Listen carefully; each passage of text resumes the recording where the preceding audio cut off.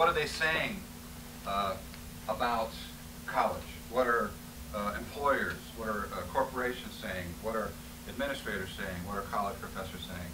And in my book, I go into detail on that, Educational Waste of Time. I cover some of the points in this slide, but there's a lot there, and that book goes into more detail. Okay, business leaders.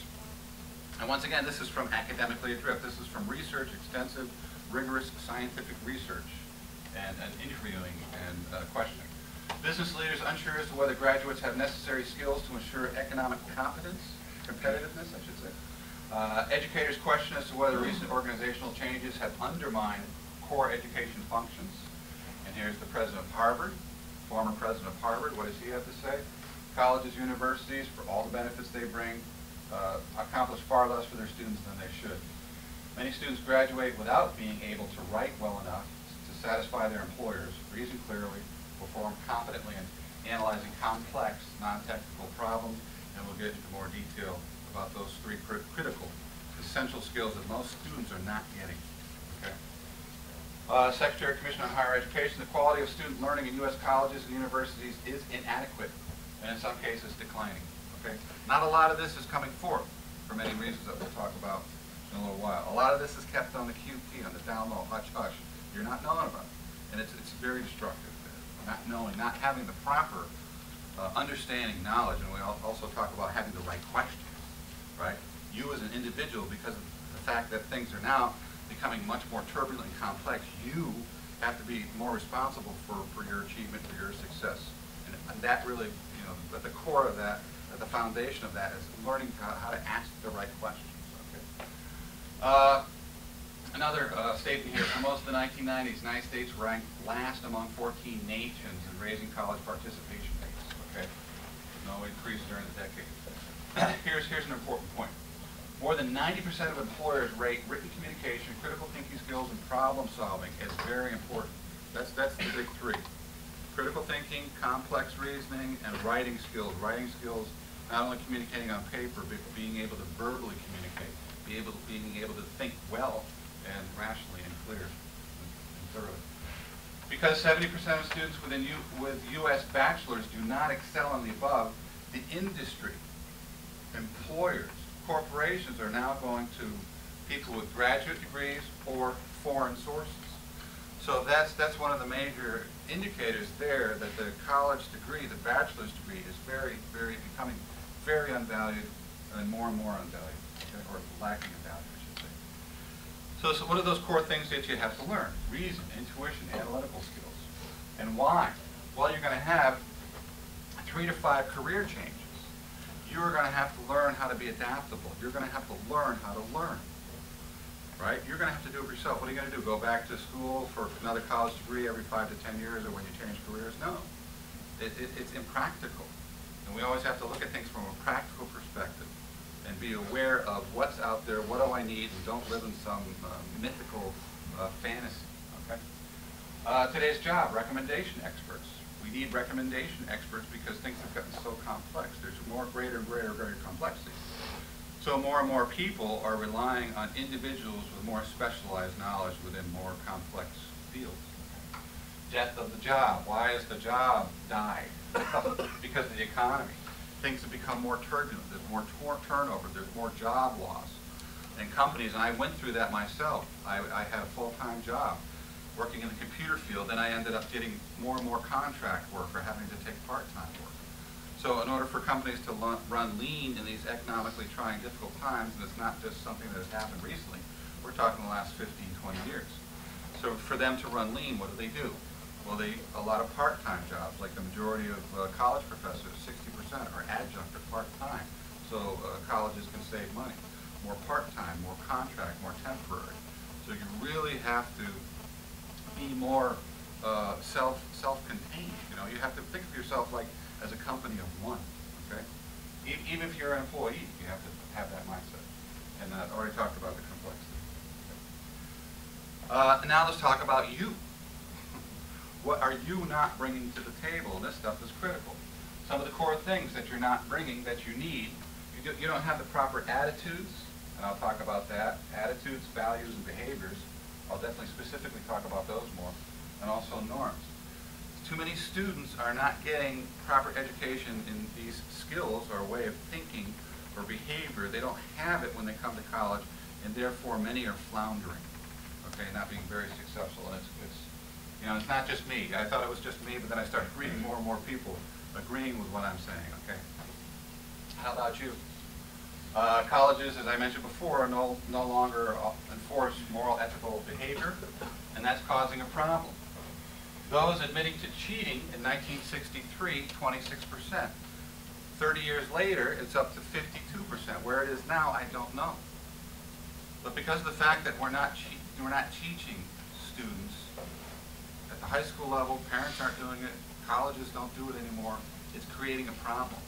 And if you don't have certain basic core values when you go off to work, if you're caught up in cheating, if you're caught up in trying to find shortcuts and shortchanging yourself, that's going to translate to the work environment, okay? And that's dangerous, okay? For your longevity, for your career. So this is just a partial list. If you go online and type in values list, you'll find 300, 400 different values.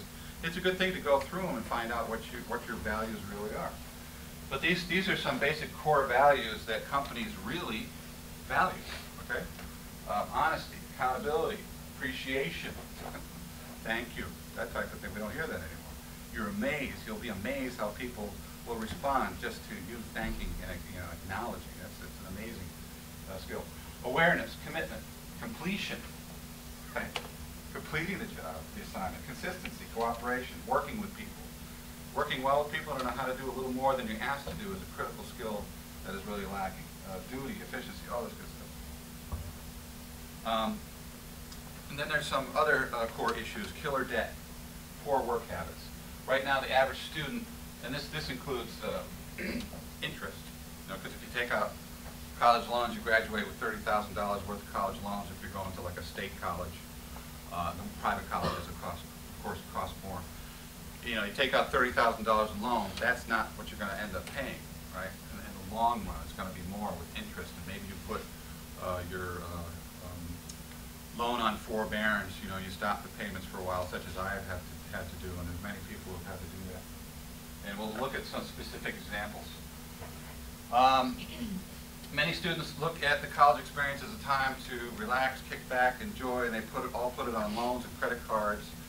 And because of that, there's a problem with the approach to studying. 80% of students now averaging only studying 12 hours a week for a full-time student. That's not good, okay? Students as main consumers seek easiest path to minimize academic effort to maximize leisure, okay? So more and more students, and I've been teaching for 10 years and I've seen this, more and more students are learning how to manage their environment, manage their professors, manage their education, so that they don't have to put in all the work really that is necessary. And once again, this is really coming from academically addressed, but it's something that I've seen from my personal experience.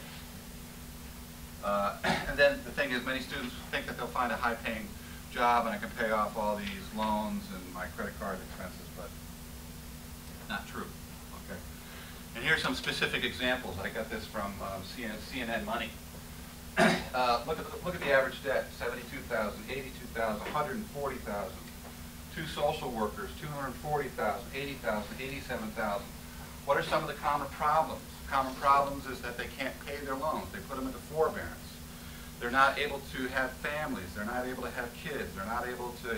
One guy, this guy over here, the graphic designer, says, I'd like to go on a vacation, buy some new clothes, take my girlfriend out, but I don't know if that's going to happen, because he's paying constantly to college loans. Here's one with a master's level MS, a master's in health science, and she's graduated in 3 years and she's making $19 an hour, right? Married with 2 children, not able to buy a house, losing hope. So there's, that's another thing we don't do. We don't sit down with ourselves or our students and say, specifically, what is this going to cost you in the short term and the long term? What are your expenses going to be when you get out of college? How much are you going to make in the short term and the long term? What are your other expenses? Deal with reality, not just some fanciful notion. And that's another aspect of education that we're not really involved in. Missing about 70% of what you need. Here's a whole list. There's actually 2 screens. I'm not going to go through everything, but just kind of go over these in a cursory fashion. You've got to take 100% responsibility for your life. Don't rely on parents, don't rely on teachers, don't rely on administrators, don't rely on your friends, your family. You've got to do it for yourself, okay? People are busy, and you've got to do the research. I mean, this is, first is family. That's as far as commitment to time and emotion. Family's number one. That's going to be your biggest investment in time. The second biggest investment is your career.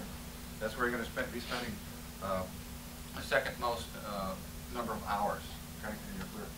Know why you're here.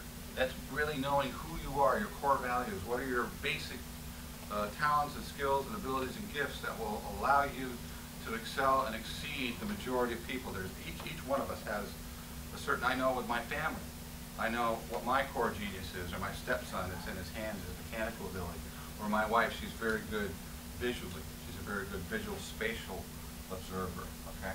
You got to know what you, and then you got to conceive a plan, believe in it, and shoot towards achieving it to a specific outcome or a vision. And get going. Don't worry about the details. You got to shoot, then aim, meaning get going. Have a general feel, do your homework, but really have to rely on gut instinct and intuition, which are critical skills that allegedly many colleges in their mission statement are teaching, but they're not. And we'll talk more about that. Critical, creative, intuitive thinking. Homework, do your massive action. Definitely have to do your homework, right? Failure is not an option because you're going to fail. What did Michael Jordan say? One of the greatest basketball players of all time. He said, I'm a great achiever because I've attempted more and have failed more than most. So great achievement means you're out there more, you're trying more, and you're going to fail more. And don't look at failure as a negativity. Look at it as a learning experience. Some of the greatest failures, I've spent $25,000 on my business and didn't see a single dollar come back from that, right? But I really learned something. So you lose $25,000, you'll learn something, right? Your greatest asset, learn how to ask the right questions. What do I want in life? What do I want out of an education? What do I want out of a family? How do I go about getting it? The sword shield, remember we talked about that, thick-faced black heart, having your shield so that you're able to go forth and accomplish what you need to accomplish without worrying too much about what people have to say, and then the spear involved here. Learning never stops. You have to keep learning. Keep track of what's going on. Practice to overcome your weaknesses. You want to accentuate your strengths, but if you have weaknesses, if you're a procrastinator, if you're always showing up late, if you're too selfish and you don't know how to interact successfully with people, weaknesses will kill you. Regardless of your education, those weaknesses will take you down. Regardless of, you might get a 4.0 from Harvard, but if you have major weaknesses, you might not even be able to work. Be a problem solver, not a complainer. You aren't who you are forever, and that's all about changing. And only big goals will see you through. If you have small goals or mediocre goals, when you run into problem after problem after problem, those little goals will not pull you through or push you through. You got to have something big to shoot at so that you can maintain consistency and effort. Bottom line, schools and colleges give what they believe you need, irrespective of real-world value or customer satisfaction. So don't say, oh, I'm going to be an engineer. Here's a school. This is the classes I take. Now I've got all I need. Now I'll get a job. There's a lot more you have to do. Don't rely on just the school or the degree to see you through. Right? Education basically focuses on 2 types of intelligence: linguistics and logic, or math, reading, writing, arithmetic. If you're one of the other 7 or 8 intelligences, you may think, oh, I'm dumb, I'm not going to be successful.